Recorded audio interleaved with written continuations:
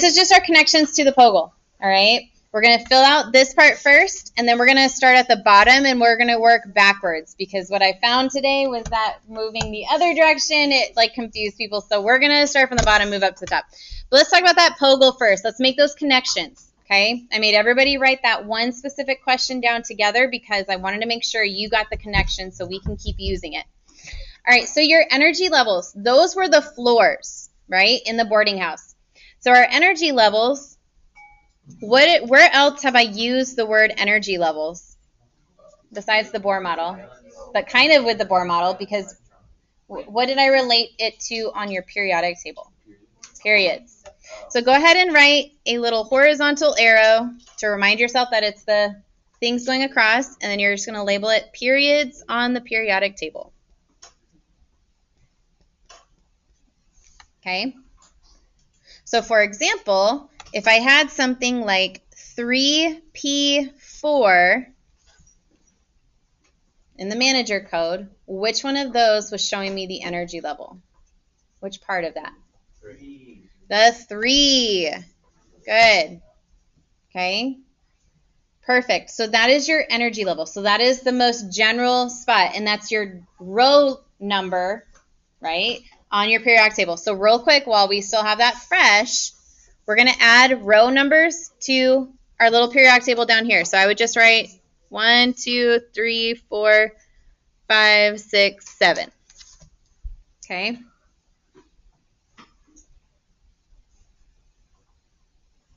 All right. Okay, so we're done with the energy levels. So now we had sublevels. Those were the room types. So you guys told me already, sunny versus pink rooms, right? So we're going to start using the word sublevels a little bit more with that. And so a sublevel is going to represent the shape or type of orbitals.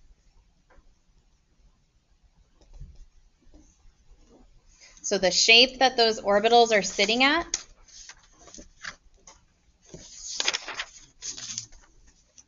Okay. And yeah, so he had already kind of told you in that video the couple shapes, and then I showed you on the little picture. Your S looks like a sphere. It's for spherical, right? The P will look more like a dumbbell, like a workout dumbbell. All right, your D we usually call a double dumbbell.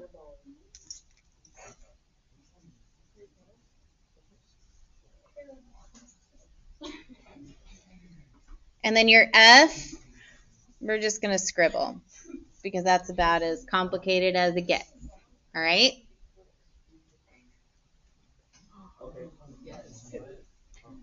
All right.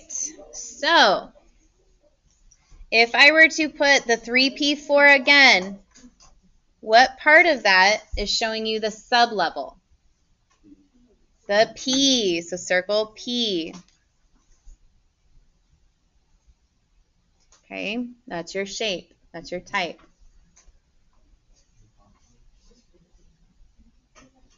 Okay, so those are your sublevels.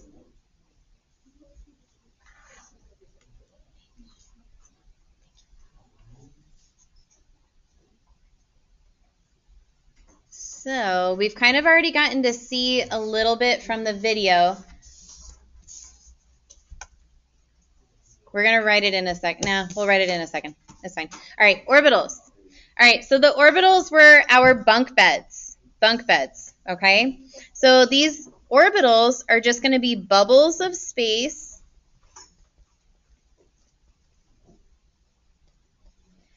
where electrons are located. Sorry, that was awkward. Are located, okay? So the reason that we're still going to refer to them as bunk beds, you'll hear me call them bunk beds, by the way, is because I want us to really focus in on the fact that there was a maximum amount of people that can fit in a bunk bed. How many? What is that maximum number of people? 2. And that is exactly true for these electrons as well. You cannot fit more than 2. So 2 electrons max. No more than that. But I also want you guys to be ready to label how many bunk beds were in the pink rooms. 3, right? And then we're going to see that the D sublevel has 5 and the F sublevel has 7. All right? So what that means for you is when we go to start doing that orbital notation, which was the thing with the boxes and the arrows, when we start to do those, let's just say, for example, you have the 2p sublevel, right? You're going to have 3 lines. Do you guys remember him showing you X, Y, and Z? Okay, if you don't, that's okay. X, Y, Z is talking about axes on a coordinate, on graph coordinate kind of thing. So X and Y, you guys are pretty familiar with that. Z sticks out at you. Okay, that's the third, 3-dimensional, right? So that you can kind of imagine now if we start talking about the 5th, it gets kind of weird, right? So we're going to keep it simple. We're just going to do that. So you got to be showing lines for each orbital or each bunk bed with the expectation that you can only have 2 electrons in each of them. All right. Your electrons were the borders, right? So the reminder that we're going to put here for electrons was ape. A equals P equals E. What is ape telling me? Atomic number. Good. So your atomic number was equal to your protons, was equal to your electrons. Some of us have already forgotten that, and you can't. I need you to not forget that, okay? So I should be able to tell you, hey, tell me how many electrons fluorine has. And you should be able to tell me that really quick. 9. And that's it. 9. You're looking for the atomic number. That will determine how many arrows you're going to be putting on these orbital diagrams. All right. So let's put a reminder on how to read it in the manager code. So if we had that 3p4 again, now what are we talking about? Which one of those numbers is showing it? No, the 4. The 4. The 3, you guys already circled up here. That was your energy level. So this right here, 3p4, tells me 3rd floor, pink room, 4 people. Does that make sense? Okay, and remember, we're going to start looking at our periodic table as a map. All right, so you're just going to be counting the boxes across. All right, so the last thing we're going to write down is spin. So with a spin, just give yourself the reminder, one goes forward, the other one goes backwards. Not forwards. I was like, I drew that wrong. All right, but that's okay. No, they're not. Are they? Dang it. You're right. There we go. Better? Yes. All right. Thank you. All right, so that is a positive and a negative. So technically, all of these electrons actually have an address. They're called quantum numbers, all right? And so they would have a positive or a negative, determining that they are either the one spinning forward or the one spinning backwards. Bless you. You guys do not need to know that, okay? I'm probably not going to test you over that part, all right? But I do need you to understand that they have to have opposite spins, which I think you got a lot of practice from, and that was where the bottom versus top bunk mattered. So it will be important for you to draw arrows in 2 different directions. Just so you know, I will most likely be drawing mine with half arrows, kind of like that. It saves you time because you don't have to draw so many details. It will. You don't see it yet, but it will. Okay. So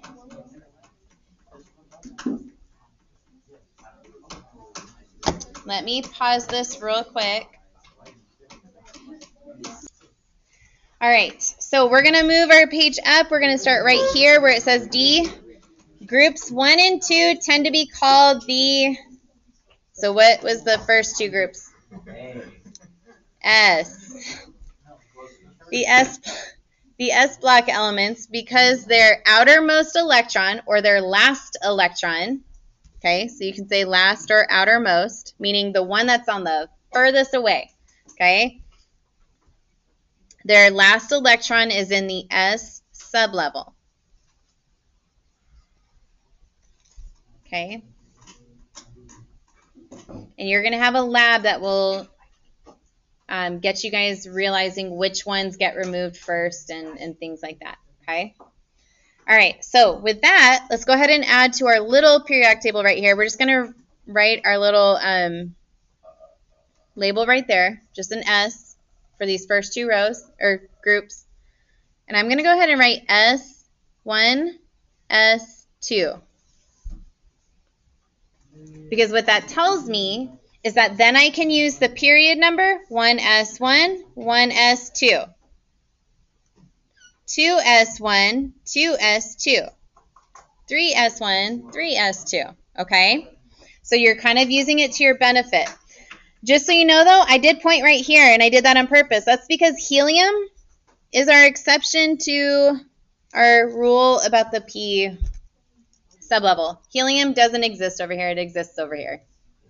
The reason it has to be over here is because it has more in common with our noble gases than it does with anything over here, right? And that's how groups work and families work.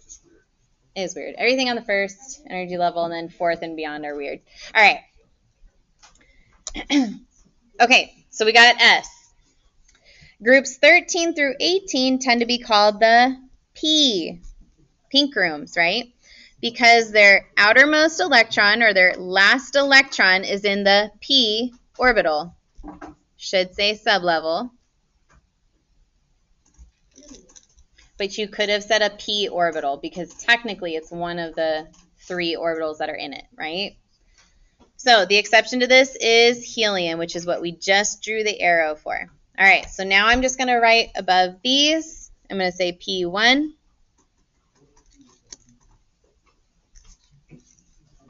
P1, P2, P3, P6. Okay. Tomorrow I will give you a bigger periodic table that you'll be able to color in and kind of make it pretty again. Okay? That too, but okay. All right. So we're going to come back to this point. All right, we'll come back and look at what neon looks like. All right, so transition metals. So transition metals, if you remember, we're right here, right? Transition metals are in the D block. So this is going to be where D is going to be. So you can go ahead and put D1, D2, and then I'm just going to draw a line to tell myself it goes all the way to D10. So how many bunk beds are in the D sublevel? Not 10. What is it? No, not 7. You guys look at the math here. How many bunk beds were in the sunny room? No. One bunk bed in the sunny room. 2 people. All right, how many bunk beds were in the pink room? 3. So how many bunk beds are going to be in the D? 5. Oh, man, this is brutal. All right, it's okay. It's okay. All right. All right, so the part that you have to be ready for is that little jumping back thing. So you remember when you guys saw that it went 4s2 and then it went back to 3D? They are going to go back 1 energy level. So as soon as you start hitting scandium, you are back in the 3rd energy level. So this would be 3, 4, 5, and 6. Okay? So usually what people write in their notes is going to be n minus 1. Okay? Your energy levels are n. Then we have our lanthanide and actinide series, which are down here, which we have already seen kind of fit in to our periodic table there, right? And they are going to be the F block. So quick question. Yeah. This one has 7 bunk beds, so how many across should it be? How many people can fit in it? 14. Good. So this one goes F1, F2 all the way to F14. Now, when you get down to the F sublevel, you go back 2 energy levels. So what that means, since this starts at 6, what's 6 minus 2? 4. So this would be the 4 and the 5. Now, if that is going over your head, you have some time to learn it. Don't worry. Just write it for now. The more practice you get in, the better off you're going to be. Okay? All right. So, we're almost at our stopping point. We are? Almost. Scooch the page up. We're going to go to the next part up. We're going to go ahead and talk about electron configuration. Okay? So when you are dealing with electron configuration, this is just your manager code.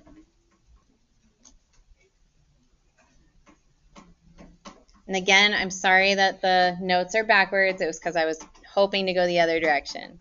It didn't work out so well this morning. All right, so manager code. So did the manager code have any arrows in it? No, so it eliminates arrows. So we don't have any arrows to represent the electrons. Instead, we're going to have this. We're going to be showing it with those little exponent-looking things, right? So we eliminate the arrows, and we also don't have lines and boxes, which means nothing to you right now because we didn't do orbital diagrams yet. But they were from the POGL. You had the boxes where you had to put the arrows in. That's what it's talking about. So we'll look at those tomorrow. Instead, it uses a large number to indicate the energy level, right? And a superscript.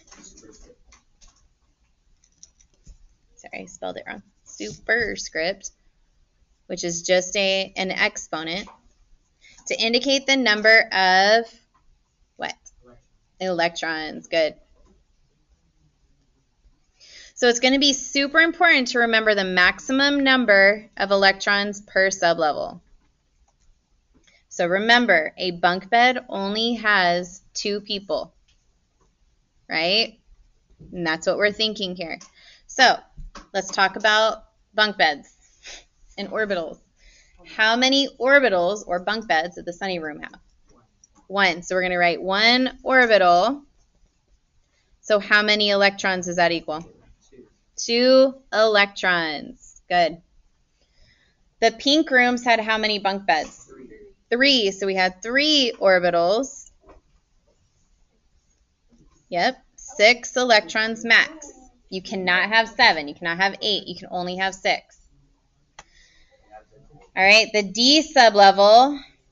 5. Good. So we have 5 orbitals to give us a maximum of 10 electrons. Good. And the F sublevel had 7 orbitals. Yes. Okay. All right. Not with our periodic table. Yeah. Yeah. Okay. So let's write out a couple of these examples, and you'll see how they build upon themselves. And if I get enough people volunteering to be brave and try it, then we will call it a lovely day. All right. So H, hydrogen, how many electrons? Actually located on your periodic table. Do you see it? Yes. All right. So right here, right? What row, what energy level is it on? It is on their first energy level. Which sublevel? S. And then how many boxes across? Just 1. So we're going to put 1s1. All right, helium. So remember, helium fits in right here. So what energy level? 1. What sublevel? S. How many across? 1, 2. 1s2.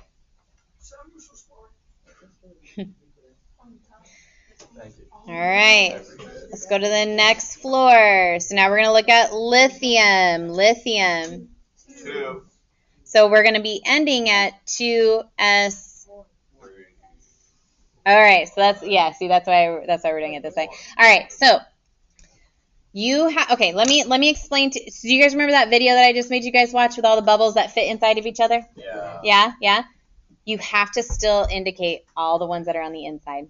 That's electron configuration. Hence why the krypton one was this long, right? It had all those details on it. Okay, it looked like this one. That, right? This is showing everything on the inside. Krypton is 4p6. But everything inside is saying all the electrons inside, that's where they're at, right? Because every time you add an electron, you're at a new element. Every time you add another electron, you're at a new element. Technically, it's protons, right? Do we understand that? So you have to include everything before it. But figure out where you're going to be ending, which is, I think, what most of you guys were already thinking of. So we know we're going to end at 2s1. But we got to get there. So we're going to start up at the top again. So we're starting at hydrogen. So we're going to have 1s. We do both of them. So 1s2. Then we're going to go to the second energy level, and we're going to have 2s1. You see how I did that? Okay. All right. Who wants to be a brave soul and do beryllium for us? Go ahead, Sam. Oh. Okay. Go ahead, Sam. Beryllium, you said, correct? Beryllium. Go for it. 1s2, 2s2. 1s2, 2s2. Great. All right. So somebody else who wants to do boron, give it a try.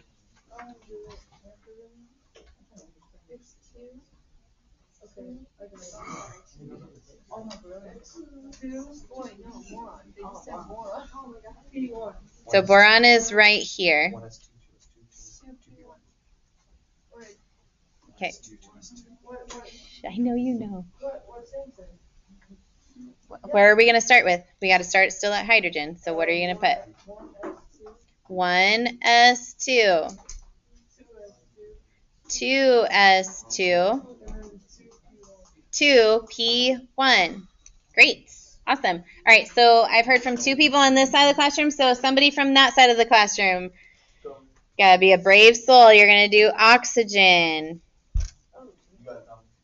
I'm technically on this side. I got it. Come on. No, Dom. I said Diego. Yes, two. 1s2. Two, that's two. 2s2. 2 what? P4. How did you come up with that 4? Yes, I have no idea. So whoever was telling you the answers, how did they come up with it?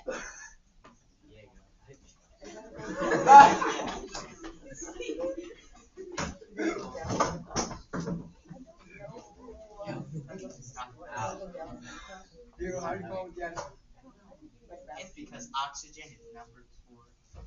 Because oxygen is number 4. So you can count it across, right? So even if you don't have these written up here, 1, 2, 3, and 4. 2p4. Good. Okay. So I'm not 100% confident yet. So what I would like us to do, look right above it. Let's go to carbon. We're not going to write it on the lines. You're going to write it below because we need the lines for the arrows tomorrow. Let's try carbon. Let's have another person do carbon. 1s.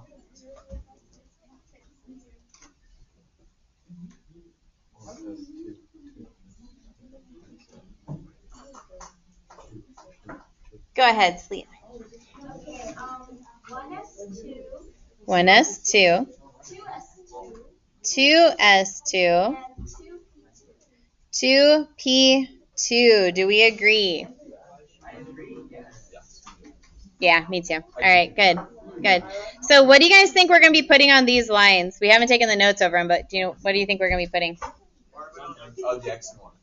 Not the X and Y, but the arrows. Yep. So you're going to fill them up just like the manager required, right? So all bottom bunks first and blah, blah, blah. All right. So we'll do that tomorrow. That's perfectly fine with me. What I am going to hand you